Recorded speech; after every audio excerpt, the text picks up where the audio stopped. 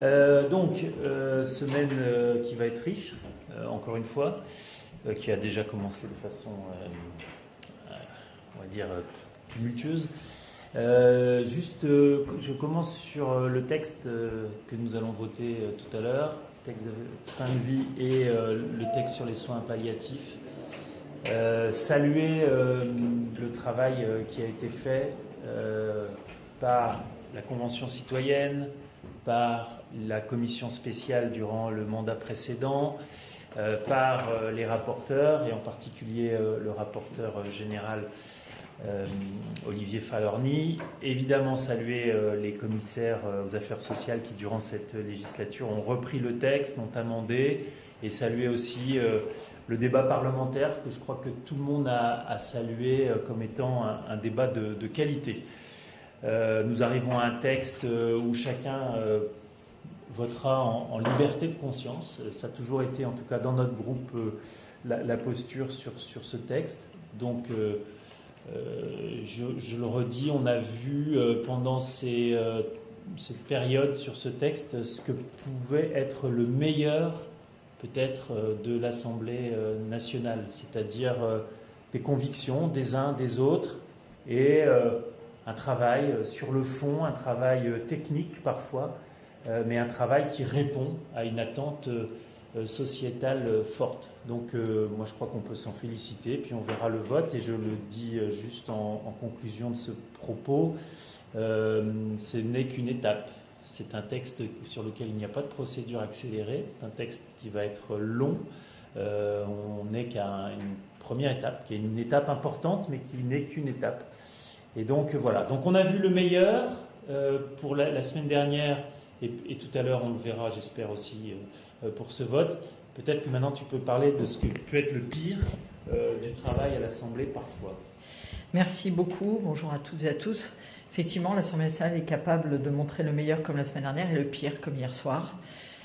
Le pire dans le comportement notamment, avec des collègues qui ne respectent pas le règlement intérieur de l'Assemblée nationale, en brandissant des pancartes, des collègues qui hurlent, qui invectivent, bref, en aucun cas à la hauteur de ce qui est notre mandat, c'est-à-dire légiférer en toute sérénité sur un certain nombre de textes.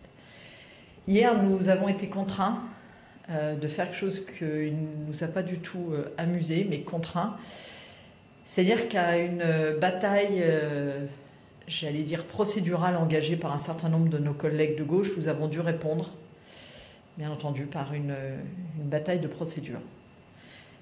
Alors ça ne nous fait pas plaisir, on aurait vraiment aimé discuter sur ce texte qui est important pour l'ensemble de l'agriculture. Et on y a été empêchés par nos collègues de gauche qui n'ont souhaité que débattre en faisant de l'obstruction. Parce que j'entends que depuis hier, ce n'était pas de l'obstruction, mais quand vous remplacez 30 jours par un mois, quand vous remplacez des 2 par le, quand vous remplacez des 100 par 99, 98, 97, etc., si ce n'est pas de l'obstruction, je ne sais pas ce que c'est. Donc, là aussi, ce que nous tenions à dire, c'est que nous restons bien entendu sur les objectifs que nous avons sur ce texte. Hier, nous l'avons voté parce que nous avons conscience qu'il est nécessaire d'avancer pour les agriculteurs, mais attention, ce n'est pas parce que hier nous avons voté cette motion de rejet préalable que nous voterons forcément n'importe quel texte qui reviendra de la CMP. Nous allons être très attentifs à ce que ce texte de la CMP ne soit pas le texte qui avait été porté par M. Duplon au départ. Soyons clairs, ce texte porté par le sénateur Duplon ne nous correspondait pas du tout et ne nous correspond toujours pas. Donc nous verrons ce qui va sortir de la CMP, mais en tout cas ce que nous voulions vous dire aujourd'hui, c'est que ce vote d'hier ne nous engage pas pour le vote définitif sur ce texte, et nous attendons un certain nombre d'améliorations de ce texte qui soit notamment beaucoup plus conforme à la sortie notamment de la Commission des affaires économiques, en ayant encore quelques, j'allais dire, changements aussi apportés. Bref, qu'il soit plus équilibré, qu'il réponde aux attentes des agriculteurs et qu'il ne soit pas fait, j'allais dire, un objet politique qui mettrait en difficulté notre agriculture, mais aussi notre Assemblée nationale. Donc voilà, nous l'avons voté hier parce que nous étions contraints de le faire, mais ça n'engagera pas notre vote définitif à l'issue de la CMP. Peut-être qu'on peut passer directement aux questions. Oui, bonjour, Gabriel Bourvitch pour l'agence France Presse. Je reviens sur le vote de cet après-midi. Vous avez dit chacun votera en liberté de conscience. Est-ce que vous pouvez nous préciser dans quelle proportion chacun votera pour, contre ou s'abstiendra? Non, on n'a pas cherché à savoir. Vous n'en avez pas discuté? Non. On a discuté du texte, ça fait des mois qu'on discute du texte, autour d'Olivier Falorni, qui est dans notre groupe, autour d'autres personnalités de notre groupe, comme Cyril Isaac Sibyl, qui avait plus de questionnements sur le texte. Mais jamais on s'est dit on va savoir jamais on s'est posé la question qu'est-ce que tu vas voter, ce que tu vas voter, etc. On a toujours été sur le fond et on a fait, je trouve, quelque chose qui est assez intéressant, c'est-à-dire qu'on a eu une posture un peu de laïcité législative, c'est-à-dire chacun a ses convictions et chacun restait dans la réalité des faits, sans vouloir aller convaincre l'autre nécessairement, sans faire de prosélytisme vis-à-vis de l'autre. Et on a pu, et moi je suis assez fier en réalité d'appartenir à ce groupe dans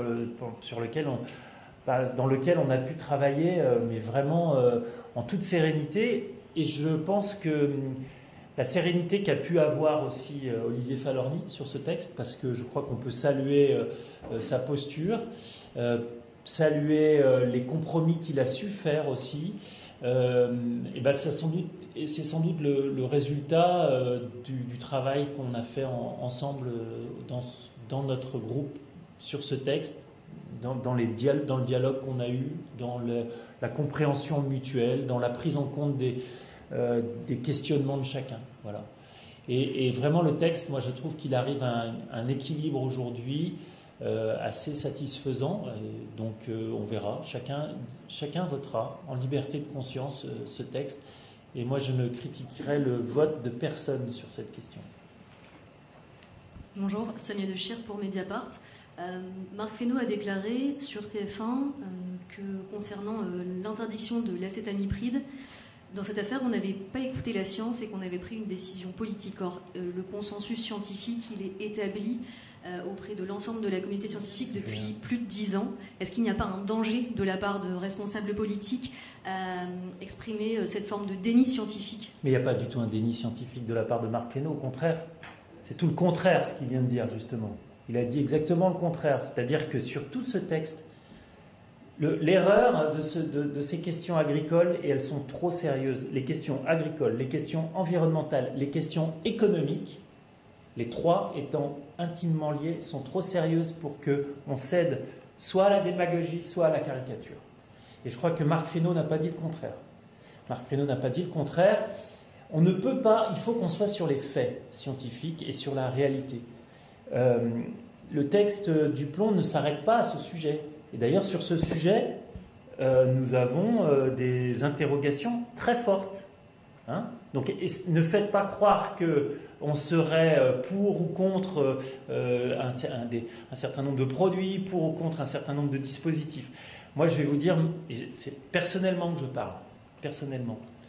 Ce texte c'est la petite boutique des horreurs parlementaires. C'est exactement comme ça qu'il ne faut pas faire la loi sur des sujets aussi sérieux. En ayant une position caricaturale au départ, qui évidemment va demander une réponse caricaturale d'un certain nombre de personnes qui ne partagent pas le sujet. C'est tout le contraire, et c'est tout le contraire de notre vision politique. Nous, c'est d'aller sur du consensus scientifique, consensus environnemental, consensus sur les réalités économiques que ça implique. Et c'est ce que nous avons essayé de porter par les positions de Marc Fesneau, de Pascal Lecamp, de Nicolas Turquois, et j'en oublie dans notre groupe, de Louise Morel aussi qui s'est impliquée sur ce texte. Voilà. Et donc, nous, on attend maintenant la CMP, et je crois que Perrine l'a dit, suivant les conclusions de la CMP, nous, en laissant partir ce texte en CMP, on ne donne pas un quitus du tout. Mais la CMP ne réglera pas ce qu'on appelle un consensus scientifique. L'EFSA, l'ANSES, le CNRS considèrent cette molécule comme dangereuse potentiellement pour la santé humaine et qui décime 80% des populations d'abeilles. Ça, c'est un consensus scientifique. Plus de 1200 articles sur les 10 dernières années qui montrent que les néonicotinoïdes, dont cette molécule, sont dangereuses. Est-ce qu'il n'y a pas une forme de déni à dire le contraire ? qu'il n'y a pas de Mais consensus scientifique. il n'a pas dit ça. Il a dit, dans cette affaire, on n'a pas écouté la Et science. regardez, et moi, c'est pour continuer à titre personnel, moi j'ai voté contre le retour des néoniques il y a quelques années, et à titre personnel, je pense que je voterai encore contre, mais sauf qu'on va être coincé parce qu'on aura un texte global. Voilà. Juste pour vous rappeler quand même que cette molécule a été interdite contre l'avis de l'ANSES, que nous sommes aussi le seul pays sur les 27 de l'Union européenne à l'avoir interdit. Donc, on peut toujours faire plus blanc que les autres, sauf que les noisettes aujourd'hui, si vous ne les traitez pas en France, elles vont arriver d'ailleurs, parce que les gens continuent à manger des noisettes, donc elles vont arriver de Turquie, avec quelles molécules dedans, on ne les connaît pas. Donc à un moment, on peut continuer à vouloir toujours faire mieux que tout le monde, mais la réalité économique, et Erwan l'a très justement dit, est là, c'est qu'aujourd'hui, à force d'interdire en France à certaines agricultures dans notre pays, ça provient de l'étranger. Et quand on voit sur la volaille ce qui est en train de se passer en Amérique du Sud, quand on voit effectivement sur la partie noisette ce qui nous arrive de Turquie, aujourd'hui, c'est pire que ce que nous, on pourrait ici faire en étant encadré par l'ANSES. Et donc, ce que je vous avais dit il y a quelques semaines, et je le répète, nous souhaitons, nous, renforcer l'ANSES. Et si nous autorisons une certaine dose de réintroduction de certains produits, c'est uniquement pour les filières en impasse, définies réellement comme en impasse. C'est pour ça qu'on veut une définition précise de ce qu'est une filière en impasse. Et on veut qu'en même temps, on reprenne la main sur l'ANSES en leur demandant de faire les recherches, parce que n'oublions pas que cette molécule, de toute façon au niveau européen, sera interdite en 2033. Donc, si on réintroduit une partie aujourd'hui, comme on l'avait fait sur la partie betterave, ça sera bien mesuré et ça sera encadré. Il ne faut pas laisser croire qu'on veut réautoriser la totalité de la molécule sur toutes les parcelles. Ce n'est pas du tout ça. Mais aujourd'hui, on a des filières en impasse. Nos producteurs sont contraints de ne pas les cultiver chez nous et on importe encore pire de ce qui vient de l'étranger. Donc à un moment, sur notre territoire, regardons aussi la réalité en face. Accompagnons l'agriculture pour qu'elle soit compétitive et qu'elle puisse faire une agriculture raisonnée, raisonnable, avec les mêmes, moyens que les autres pour éviter que ce soit des horreurs qui nous arrivent d'Amérique du Sud ou d'ailleurs. Madame. Bonjour, j'ai une question sur le conflit des taxis qui perdure. Est-ce que ça veut dire qu'il faut s'attendre à une levée de bouclier énormément de pans de l'économie pour arriver aux 40 milliards d'économies in fine dans le budget? Alors, je pense que justement ce qu'a essayé d'expliquer le Premier ministre ce matin, c'est une méthode. C'est-à-dire une méthode qui est de dire on va avoir besoin d'une réflexion globale entre économie, peut-être nouvelles ressources, et que celle-ci ne peut pas être regardée à travers des ballons d'essai qui sont lancés chaque semaine, qui crispent les uns et les autres, alors que ce qu'il faut, c'est qu'on ait un point global. Et ce point global, il l'a annoncé pour le 14 juillet au maximum, où il y aura bien entendu des réductions de dépenses, des propositions, mais pas comme on a aujourd'hui, où on voit tout sortir encore à ce moment-là. Sur la partie taxi, je pense qu'il a bien posé les choses ce matin et on partage, c'est-à-dire aujourd'hui, il y a, des faits, une augmentation importante des transports. On a une date, il faut que ce soit mis en place au 1er octobre. On a une somme d'économie à faire qui représente 10%. Enfin, j'entends beaucoup des artisans taxis qui disent que c'est 60% de leur chiffre d'affaires. L'effort qu'on leur demande aujourd'hui, c'est 10% de la somme, parce que c'est 3 milliards de dépenses en transport et on leur demande 300 millions d'économies. Donc on est quand même loin des 60%. Par contre, ce qu'il a dit, et je trouve ça plutôt honnête, c'est vous avez la date, vous avez l'objectif de 300 millions. Si vous trouvez autre chose, on est ouvert. Donc, moi j'invite les taxis à être force de proposition, comme on l'a fait notamment pour la partie au conclave des retraites. C'est la méthode de François Bayrou. Vous avez l'objectif, économie, deadline, à vous de vous organiser pour nous proposer quelque chose. Donc c'est ce qui, je pense, ça fait 2 fois déjà cette méthode-là sur les retraites qui depuis, vous le savez, a été élargie à l'ensemble du champ social. Parce que c'est important de regarder le financement de notre protection sociale au saut global. Et je suis ravie effectivement qu'à ce moment-là, les organisations syndicales s'en soient emparées. Mais on propose la même chose d'Axi. Vous avez la date, vous avez l'objectif. À vous de nous dire comment vous voulez faire, si vous avez une meilleure solution que celle qu'on vous propose. Justement, sur cette question de financement de la protection sociale, le Premier ministre, ce matin, a dit qu'il souhaitait que les partenaires sociaux puissent s'emparer notamment de la question de la TVA sociale. Est-ce que c'est une ouverture qui est partagée par le groupe Modem? Est-ce qu'une hausse de la TVA est envisageable dans le prochain budget, à vos yeux? Alors, moi, encore une fois, c'est pas il a dit que tout était posé sur la table. Lui, à titre personnel, bah oui, tout est posé sur la table.